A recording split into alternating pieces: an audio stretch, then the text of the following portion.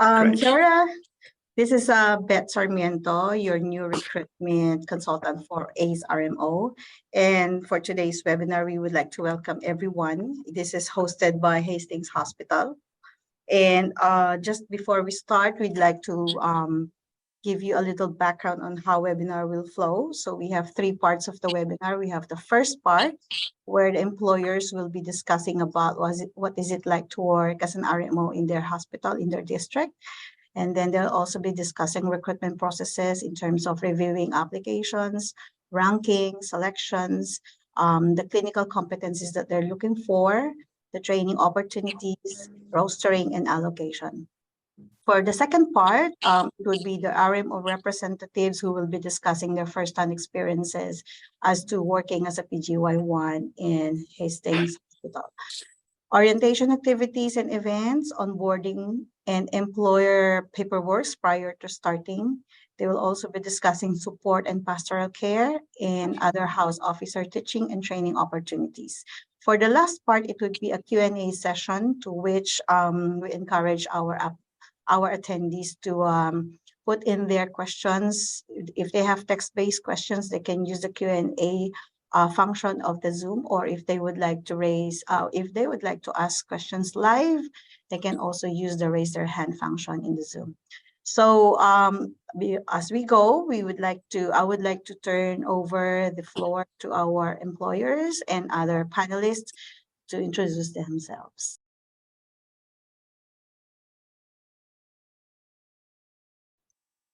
Hi, right. Sorry, kia ora. Welcome to the Hawke's Bay webinar. We're having a few technical difficulties, so we are doing this webinar through a mobile phone. So it might seem like we are crowded around, so that's why. So I'm Michelle Deacon. I am the Ops Manager for the Medical Workforce, so I manage the RMO unit. We just scroll around. Hello, I'm Alan Stanley. I'm one of the neurologists here, and I'm representing the pre-vocational educational support team. And kia ora, I'm Millie, and this is Seamus, and we're both PGY1s who just started working at Hawke's Bay this year. Cool. Fabulous. So we've got a little PowerPoint presentation that we'll just go through and just speak to that, and then we can hand over to our PGY1s.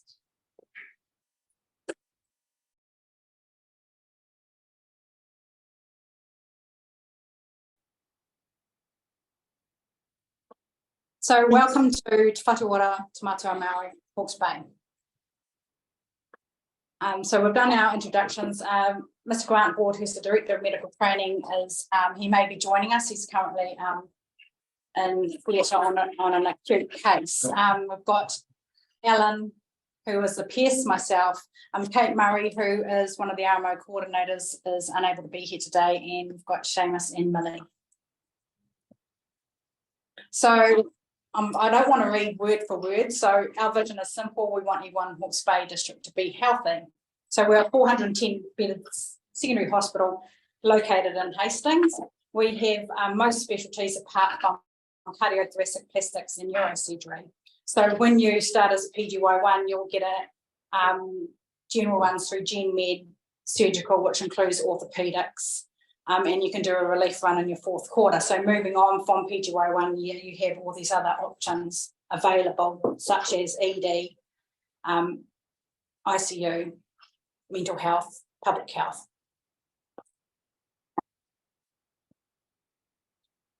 So the Hawke's Bay District, I think, speaks for itself. It's a great place to live in New Zealand. I've lived in a couple of places, and this would probably be the best place I've lived in. And Alan, you're from overseas, so you can. What drew you to Hawke's Bay?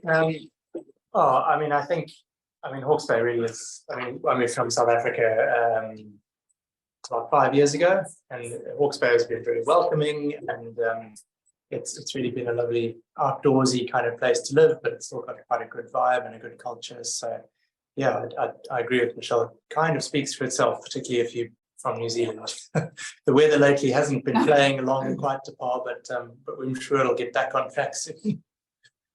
So the great thing about Hawke's Bay is you can be a couple of hours away from a ski field and then an hour or so away from a beach. So pretty well central sort of. So the recruitment process for PGY1s consists of the PES, the Pre-Vocational Educational Supervisors, the Director of Medical Training and the Recruitment Advisor. So what you do is when you apply for ACE and we received your applications, the Recruitment Advisor will go through and we have our special Hawke's Bay ranking, and then they will meet as a group and go through the applications. So we don't interview here at Hawke's Bay. We will just review your cover letter and CV and references. It's good to come and visit. It's not mandatory, but if you're really keen to work here, it's always good for you to come and have a look around, see if you get a good feel for the place, meet the recruiter or one of the RMO coordinators and ask questions face to face. It's a good opportunity just to have a look around. Not mandatory though, so.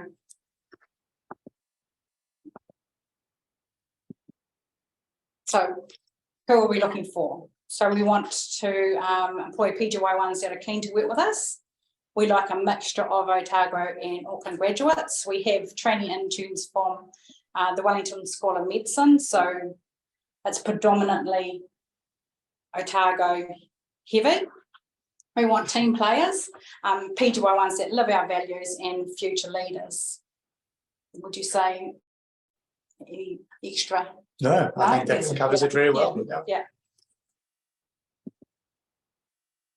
So we have 20 positions at this stage. It may decrease or increase. We haven't had the confirmed numbers yet. So as I mentioned before, your PGY1 year will consist of a run in Gen Med, Gen Surge. You could do an ATNR run, orthopedics and relief in Q4. We have vocational training in most specialties. We have regular house officer teaching. There's informal teaching, on the job learning, and formal teaching such as grand rounds, pathology, meetings, weekly teaching sessions, and you also have a protected lunchtime meeting once a week. Is there anything, any more that you guys can think of in terms of teaching? No, that's it. So roster info, medical house officers paid at category D of the non-urban salary scale, and the surgical house officers are paid at category C. So roughly you do 3 to 4 weekends per quarter, 1 rostered evening per week, and 1 set of nights per quarter. As you can see, it's 3 days over a weekend and 4 days during the week. It's good to know that PGY1s do not work nights until the 2nd quarter and after completing a medical run. So it just depends what run you're on, the frequency of long days, etc. Right. That's the end of our presentation. So if we just want to hear PGY1s to talk about a day in the life. These big glasses. Okay, hopefully we're both in there. You have to do that. So I think we Yes, do you want to put us on to? we can close the presentation now, Ben. Thank you. All right, there we go. There we go. So as Millie said before, kia ora, Seamus, Millie, we're both PGY1s here, so we've just been working for 14 weeks or something now. I was a TI here last year. Millie was in Christchurch. Yeah. And I guess should we talk about why we chose Hawke's Bay? Yes. It was pretty easy for me because I was a TI here and I thought it would be really good to stay here. I really liked being here as a TI. And I had a really good experience here. I think it's a really good size hospital. It's about 300 and something beds. And as Michelle was saying, there's pretty much every subspecialty bar a couple. It's quite a good mix of a small hospital in terms of its culture, but also there's quite a lot of good clinical medicine. And it's quite well supported from you have registrars, but there's also the kind of the culture of a smaller hospital where it's everyone's sort of friendly outside of work and during work as well. For instance, at lunch today, there's a whole bunch of us sitting together with PGY2s and registrars and a whole bunch of other people who are non-medical as well. So I think there's a really good culture in terms of how everyone works and interacts with each other, which is sort of new about from last year. Yeah. And so I was in Christchurch last year for my TI and for my years before that. And I came up to do a 6-week paediatric placement up here. I'm originally from Mahi in Hawke's Bay, so love the area. Went to school here and just, yeah, couldn't wait to get back. But I think one of the major things that I've noticed about coming back to Hawke's Bay, and that it being such a smaller hospital, and you get to know all the nurses and all the physios, and you don't really just feel like another cog in the system kind of thing. Like you walk through and you say, oh, you know, hey Kate, how you going? And then you can go out with them like after work and catch up for coffees. Like it's a lot more of a collegial, friendly environment than it is in the big hospitals, which also then leads on to like you feel a lot more comfortable to ask for support, or like we rely on nurses for so much here. Like they're amazing because being rural as well, like they have so much experience. So it's just like a really collegial environment. Like, last night I was on an orthopedic long day and I had an x-ray that I wasn't really sure about, and I went over and asked one of the med ridges in an informal way rather than structurally doing it, just because I know her and she's a friend of mine. And it was just much easier to do than I think my memory of it being, at least when I was a 5th year in Wellington, for those things to happen. But I think that's just a culture thing. Yeah, the culture here is amazing. Yeah, it's great. What else can we talk about? I think it was really well supported when we started as well. I can only speak to Hawke's Bay. I'm not sure if other hospitals do this, but we had lots of support relief people who are just there to be, what are they called? Floats. Yeah, they're just there to sort of teach you how to use the IT system and answer basically any questions. And I've fully abused that for at least the first week. They had floats for about 3 weeks, with decreasing numbers over the 3 weeks because you get increasingly more confident listening. But that was really, really helpful. And then just again, like we're saying, it's very relaxed environment in terms of asking people questions and not being judged for not knowing things if you're concerned. So it was a really good start. I think that was also one of the scary things. I'm not sure how many of you are from Christchurch, but down in Christchurch, it's all on the iPads, and all your med prescribing, everything is all electronic. So I was quite intimidated coming to somewhere which was obviously paper-based, but having those floats there, just being able to support you in terms of like even prescribing, you know, paracetamol, the ibuprofen for the first time, you still think, oh no, like what are the interactions or whatever. Like they're there to help you, and they're like just a text away. Like it's honestly amazing. So what else? Teaching's great. So you have that every like Michelle was saying, every Thursday, where you literally can just say consultants, ridges, everyone's aware of it. So you just say, I've got PGY1 teaching, and we had like an amazing ECG tutorial the other day, PKA tutorial, like just all the stuff to reiterate the important things that you see. Yeah, and it's just it's either one of the SMOs or sometimes a registrar, and it's quite good. Even if it's not what the teaching is about, you end up asking a bunch of the questions that you maybe feel more nervous to ask, or you don't end up asking on around, or that you've accumulated over the course of your time in the hospital thus far. So it's they're always really helpful sessions. I think we've summed up most things. Well, is there anything you think we? I guess outside the hospital. What's the social life? Outside the hospital is great. But we like, for instance, we go to Brave like most Richard Brewery. Like RMOs and stuff, everyone will just go and hang out, whoever's available. Just go for a drink casually on a Friday. Everyone will quite often, like, we've had a couple barbecues. There's a good social committee, I guess they're called. There's a bunch of events that happen each year. But I think again, it's just we've got quite a good culture here, and everyone's sort of friends, and that's sort of, I guess, the point of why it works so well, and that carries on out of the hospital as well. If anyone's into surfing, the Tiwong is like 15 minutes away, so you can pop out for a morning surf and then come back in. There's showers at the hospital, which is quite great. Same with the bike ride, bike trails. The bike trails have taken a week, but but there's still plenty of bike trails on Tomato Peak and around about. Other things here, we all have work phones that we get given, which are really handy. So you can kind of leave them behind when you're at work, but they're really helpful when you are at work as well. It's good to have something that's sort of just your work zone versus having to use your regular phone as well. And they're all on Sparks that have got, I think they've got unlimited Wi-Fi, I hope, because I've really been using that. And I think just one more thing which is really amazing is that because you have the peers, I'm not sure, do they have that in other? Yeah. So I know that, I've heard that Hawke's Bay is very good at kind of supporting if you want to go on different courses in terms of which career pathway you want to enter into. So like if you, when you're meeting with your peers, kind of like saying which areas you want to go into, then Hawke's Bay DHB are very good at supporting and funding you in terms of going to courses like overseas. Like I think surgery and things one like of the other things we talked about, and again, can't speak to any other hospital, but everyone's sort of, our RMO office is famed for being really friendly and helpful and generous with their time and like helping you out, and quite good at getting us leave if possible, and working with us to sort of figure that out. So I think, again, can't speak to anywhere else, but I've found that really easy and enjoyable, and again, everyone's extremely friendly here. So I think that's a huge positive as well, that it feels supported from all angles, and especially as well from the SMOs, as well as we've just been talking about other things. But yeah.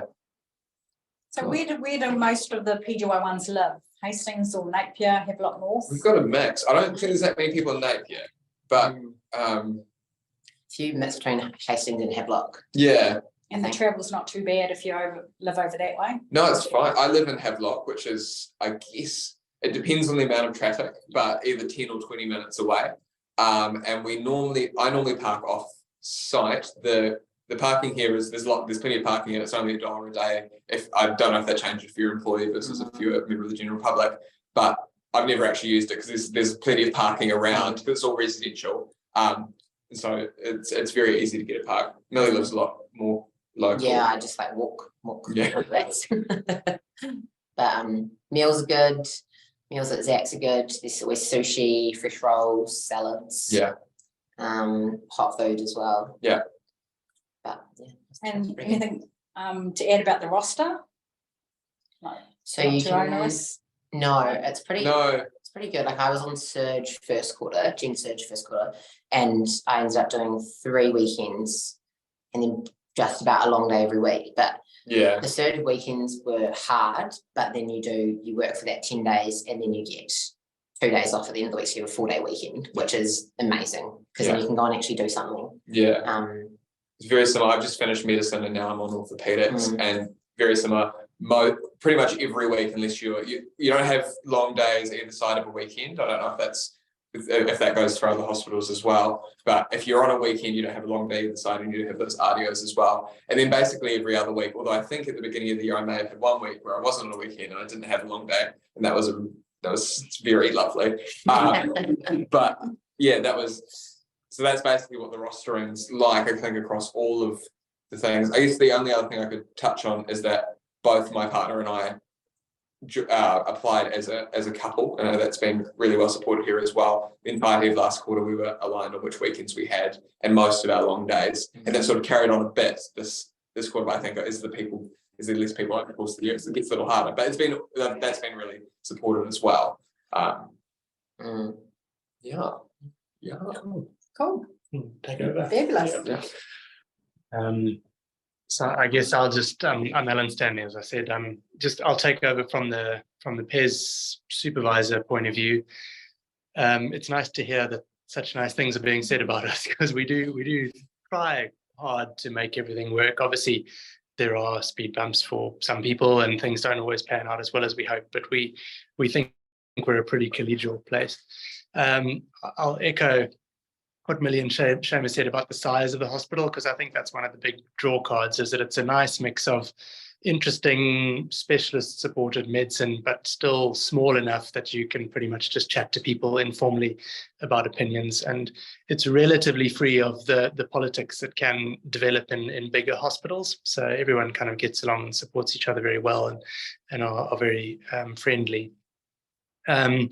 We have 5 PESs, I think, yeah. So usually each PES will support 8 PGYs, more or less, and they're available for pastoral care if needed. Most people, I must say, don't need that side of it. They're very independent and get on with things, and we just meet at the end of every quarter just to review how things have gone, and we try and get feedback on the run, and we do regularly review that and do our best to improve the glitches as they become obvious to us.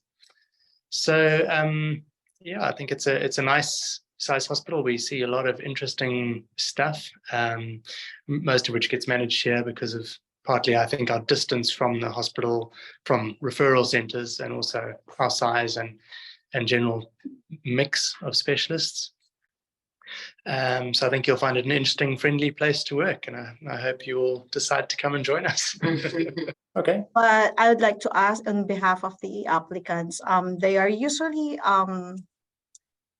wanting to know what are the criteria that employers use when ranking applicants. Right. So, well, I can talk to that. I mean, the process is we all. So basically we like people who want to be here as our main criteria. Okay. We want to get a sense from the applicant that they are, that they genuinely want to be here, and that tends to be one of our main priorities in ranking people. Obviously, we'd like to of the people who want to be here, we'd like to get the sort of academically best, but we also want, as Michelle put in the presentation, team players. So it's good from the covering letter to get a sense that you enjoy working as part of a team, and that it's probably not the right place for someone who's aspiring microvascular neurosurgeon with a super high-flying academic career. We are a bit more practical. Obviously, we do have a research unit here, incidentally, so there is a lot of scope for local research projects and audits. But I think those are our main criteria. Absolutely. Can you please describe how is it to work there? The usual day in the life of an RMO. How do they start their day, their runs? To just describe it. So we'll pass it back to Millie. Yeah. I mean, it'll vary a bit. Yeah. Rotation to rotation. I guess. Your day in the life, of Yeah, an okay. RMO. So day in the life, I guess I'll go AAU at the moment. So I'm on acute assessment unit, which is like kind of like a medical assessment unit. You probably have those in all the other hospitals that you're working at. So it's where patients come in and they're usually a turnover in 48 hours kind of patients, just a short stay. So usually I'll get up, say 7, or if I get up and go for a surf earlier, and then come in to hand over. Well, you go in at 8, kind of do jobs for the morning, hand over with all the consultants is at 8:30, then you kind of round with the bosses, do your jobs from the round, and then in the afternoon you can admit, and then finish at 4. Sometimes it's later, obviously, if you start admitting a patient at, say, 3, then you're not going to get done until like 5 because you have to run it past bosses and things. But day to day, usually would say probably about 4 when you finish. Yeah, I think that's something that we can probably say is another plus of Hawke's Bay. I'm not entirely sure why, but we normally finish on time. I feel like I must actually live quite a bit further away than Millie, because I never woke up at 7 for medicine, and I always sleep in. So I probably woke up at about 6:45. And I don't know, it feels like a lot. I've just finished medicine. It's pretty similar to what Millie was saying. Come in by 8. We don't go to handover. I would normally work on discharges until the registrar and boss showed up post handover to start the ward round on medicine, and then it was pretty similar to what Millie was saying, and that was ward-based medicine rather than the acute unit medicine. And I'm on orthopedics now, which the handover for that starts at 7:30, and normally I would get here at about 10 past, 7:15, although I have just started, so I'm getting there a little earlier than maybe you would if you were a little bit further on the run. And that's pretty independent on orthopedics, and a big plus of that is I get to go to lunch when I want, which is normally about 12. Yeah, I think one of the things that I've noticed in terms of like talking to other friends who are at different DHBs is that in Hawke's Bay there's a lot more patient interaction than what you have at other DHBs. Like, for instance, my friends in Christchurch and friends in Auckland just kind of feel like discharge monkeys, like not saying like they probably get a lot of experience in other ways, but like here you do a discharge or say 4 discharges a day, but that's usually a pretty busy day, and the other times you can, go and chat with your patients, get to know them, like really be able to understand the patient conditions. Like it's just, yeah. More. I think echoing what Melly said, I think potentially, or at least it feels like Hawke's Bay may be a slightly less busy hospital than certainly some of the bigger tertiary centres. And I think that's, in some ways, I think that's really good because you get a lot of time, or a lot more time to actually learn rather than being run off your feet a bit. For instance, when I was on medicine, there would be people who would come in with like a murmur or something, and I would, have time to go recheck that later just to check that I could hear it. And I think there's a lot of good time to consolidate learning and sort of learn from your seniors as well. Mr. Broadhurst is just, I wonder if we could hand over to him. You're just on the Q&A. Yeah. No, I can add much more. Yeah, sorry I'm late. Wonder we. Yeah, what do you think would be the major adjustments if, for example, an applicant would be considering Hawke's Bay coming from, say, in other regions? What do you think would be the major adjustments that you're gonna face? I think one of the major adjustments would be, like, I know that some people haven't had as much, like I can't really speak to that because I've got family and friends here, so I was kind of well supported here already, but I know that some friends who did move here without anyone, it's been quite good because we've all been quite a close group of house sources, like we've had quite a lot of support within each other. So I don't know if you... Yeah, well, obviously I didn't actually move anywhere because I was here last year. We have got quite lucky in the group of people that I wouldn't necessarily call, there's a significant chunk of us were already friends from mid school, but everyone else who's come from Auckland, and there is about maybe a third of people who've just fit in really well. I guess an adjustment was what you're talking about before with the going back to paper notes and our IT system. We do have an independent from the clinical portal, which does look like a lot of other IT systems. We do have another Hawke's Bay system that runs parallel to that ECA. And that does take a little bit more getting used to, I would say. But again, it's pretty well supported in terms of being able to ask other people and find other people to ask who are more senior than you. So I think whilst there is an adjustment, it's not necessarily something that you would find difficult. Yeah, and it would be the same any hospital that you would go to. You have to learn new systems and everything. What about cost of living? Say, for example, they're going to be finding places to stay, places where to eat, cafes, parking. Do they pay parking fees? Parking's pretty good. Hastings is pretty up and coming. There's a really cool new area. Cool bars, cool cafes. Very, very cool. Heaps of supermarkets, flats. There's a Hawke's Bay RMO page on Facebook, which is really good for finding flats. And usually, like, I'm paying $180 a week to live in Hastings. Yeah. And like it's kind of not as bad as Wellington, not as good as Christchurch. Better than Auckland. Yeah. I think it's pretty fair and pretty much what you would expect from most places. We, as I said before, it's pretty easy to find parking around the hospital because it's all residential, it's not packed out. You can park on the hospital grounds for a very small fee of $1. I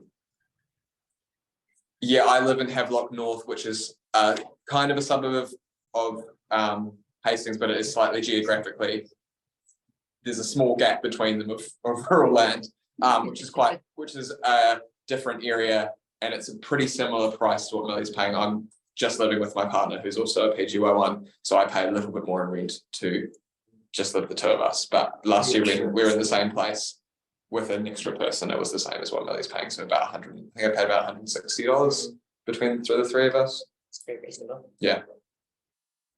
Was there any part of that question we didn't answer? Sorry. Cost of living's good. Cost of living. Cost of living. Oh, I think it's the same as anywhere. A lot of the fruit and veg is grown here. I don't know if that makes it cheaper though. It's probably more. Well, no. Sorry. I've always been receiving questions regarding submission of references, and I just wanted to know for the employer's side, do you specifically have preference when it comes to references submitted, but from just in the same run? Or because we in ACE, we always encourage them to get references from three different runs as much as they could. But on the employer side, do you have any specific preference on that, or it doesn't matter? It's always great to get a mix of different runs, references from different runs, not just the same. If they've done a surgical run, so they've got 3 references from surgeons. It's always good to have a mixture. So definitely. Yeah, I think definitely 2 different runs at least, get a different opinion from different people. There's some RMOs that are quite surgically oriented other than medical, and so yeah, I think it helps to get different perspective on both sides. Yeah. Okay. Any tips for the PGY ones who's going to be applying, who's going to be interested to Hawke's Bay, applying to Hawke's Bay? I guess it's just being committed to Hawke's Bay, taking the time out to come and visit the RMO office, spending some time. I know most of the people on this run probably on TIs, so they kind of allocated their runs already for the year. But if you're not a TI, just come here, get a tour around the hospital, introduce yourself to Michelle, Megan, the other RMOs, myself. And I think that does actually make it does make a difference. It is something that we take into account as someone that's actually going to be committed to here, rather than just kind of I'll just put the application out there. So really after someone that is committed to being here. Most of our RMOs stay for 3 or 4 years. So we're really keen on people that are just really keen on coming here, and not necessarily being here in the long term, but actually growing their careers here as well. Like a lot of our, I see it from the surgical side of things, but a lot of our RMOs come through, you see the first year, second year, third, fourth years, they come back as trainees. So I really like, it's really good as consultants to see that too. And you can kind of see that from a PGY1 side as well. Yeah. There's quite often, there's often new consultants who come in post training, and so many of them seem to have been here for their the junior portion of their careers, even if they've left, which I think again speaks to what it's like to be here. And you can kind of tell that that you can just sort of progress and then come back, and it seems like a lot of people do. And because it's so small, you hear the consultants being like, "Oh, do you remember so and so? Like he was here. It's like a registrar. Here's a house officer." There's a photo.